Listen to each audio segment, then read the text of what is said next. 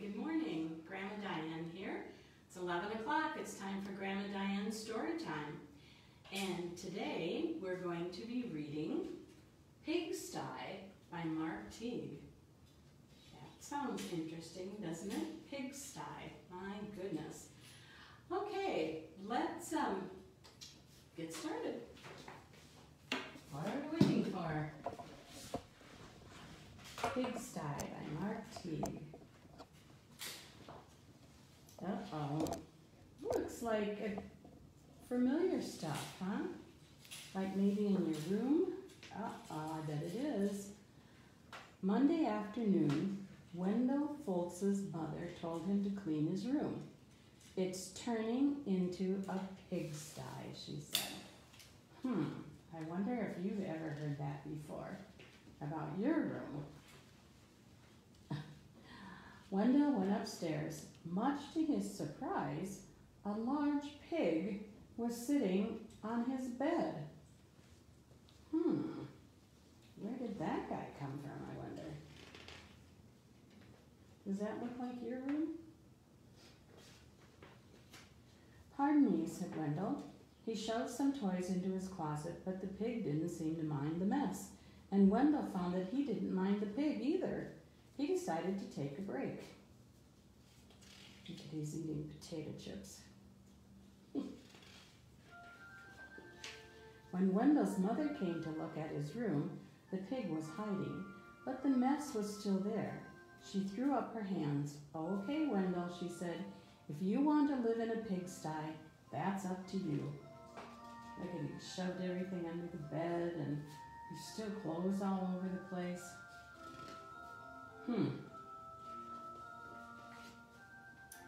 Wendell could hardly believe his luck. Now I can live however I want. He didn't even worry when he came home on Tuesday and found a second pig in his room. The mess had grown a bit worse, but he was able to jam most of it under his bed. Pigs are all right, he said, as long as it's only one or two. They're playing with his train set. Goodness sakes. In fact, they had a wonderful time. They played Monopoly until late each night and left the pieces laying all over the floor. They had paper airplane wars and pillow fights. The bed became a trampoline. Oh my goodness. Then 2 more pigs showed up. The mess just grew and grew.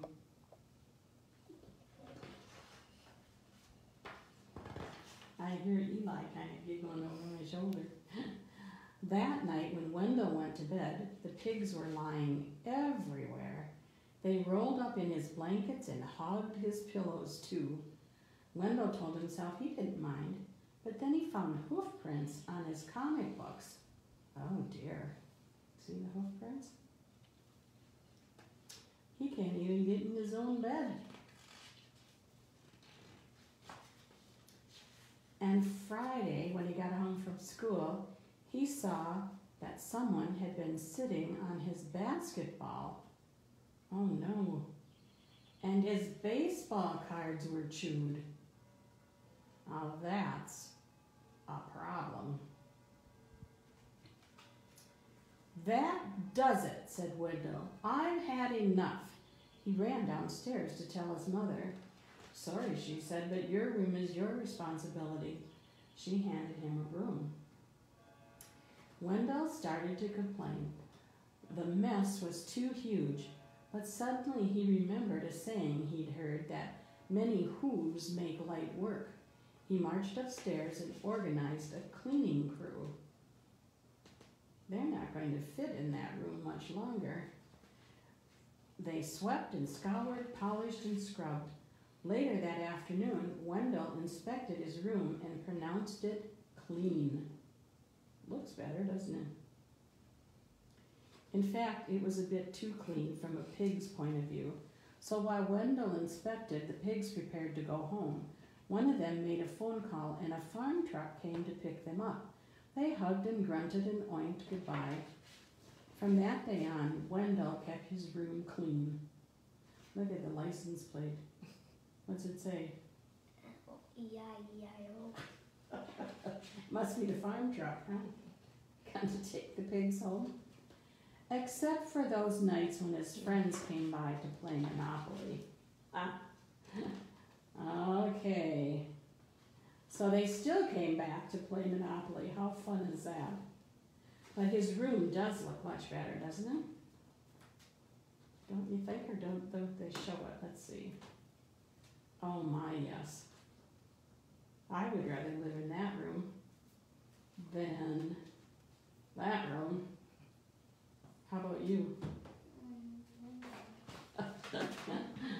Okay, well, I have a feeling there might be some bedrooms cleaned today after reading of the pigsty story. Pretty interesting. I'm glad they went back to E-I-E-I-O farm. Oh, Wendell Flutz. Or what? Where the witch was.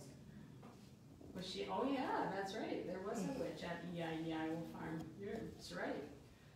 We're putting all these stories together, I guess. Well, that takes care of Grandma Diane's story time for today. Tomorrow, we're going to be reading another farm book, kind of.